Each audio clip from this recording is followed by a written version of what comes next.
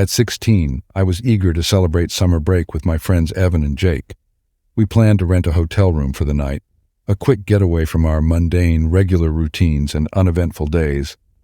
But only 16, we were short on cash, so we booked the cheapest hotel we could find just outside of town, a decision we would come to regret. Once we arrived, the musty scent of the old dilapidated building invaded our nostrils. Baking in the hot New Mexico sun, the building felt more like a coffin than a hotel. However, young as we were, we overlooked it and headed towards the receptionist's desk to check in. And why would we care? We were happy to be away from the old neighborhood block and thought nothing weird about it. The elevator ride to our room was eerily quiet, and it felt like we were the only guests in the hotel. The hallway was dimly lit, and the flickering fluorescent lights added to the growing unease. As soon as I walked into the hotel room, I was hit with a wall of heat that made my skin crawl. The air was thick and humid, making it difficult to breathe. I could feel sweat beads forming on my forehead and my shirt instantly clinging to my skin.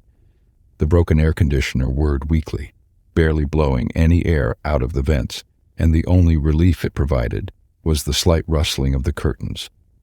The room had poor ventilation, and the stale, musty air only intensified the suffocating feeling.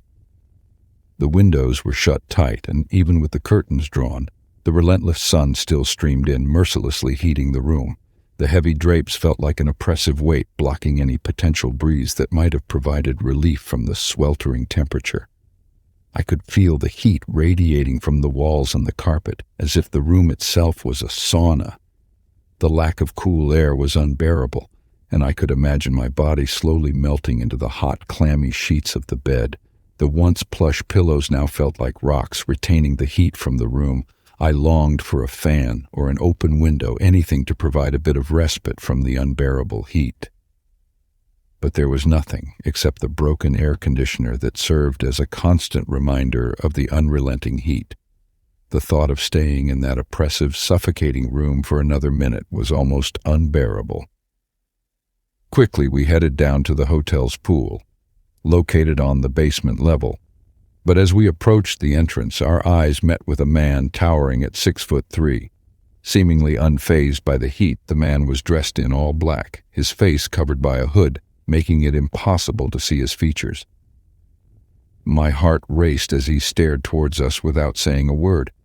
I tried to dismiss the gaze of this dark giant, but I couldn't shake off the feeling that something was off. The swimming pool hall was empty, and we had the whole place to ourselves.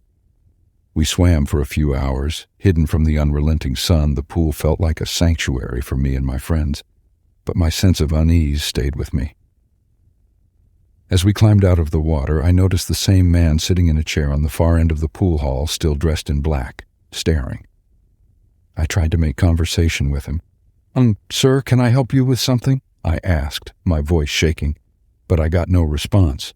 Scared, I retreated back into the pool, diving under the surface.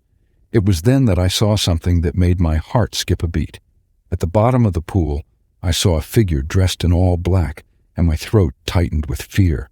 I let out a scream, and my friends turned to look at me, but they couldn't see what I saw.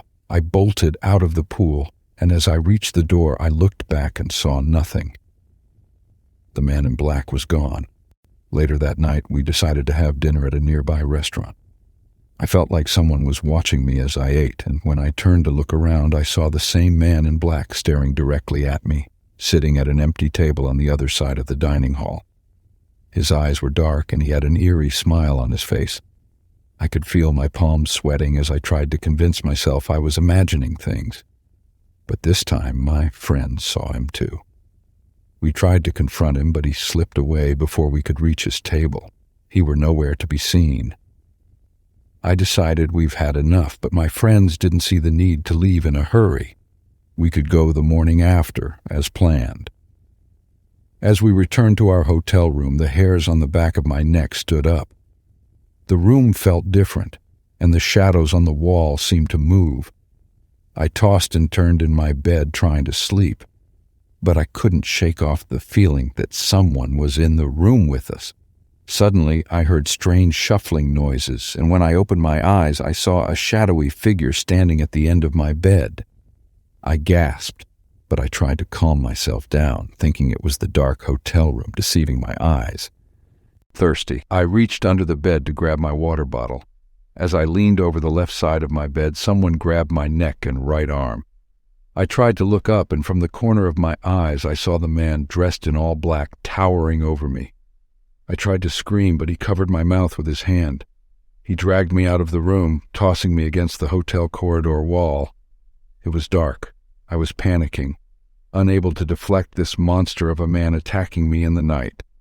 Suddenly, I felt a sharp pain just beneath my ribs. I lost consciousness. The next thing I knew, I was on a stretcher covered in blood.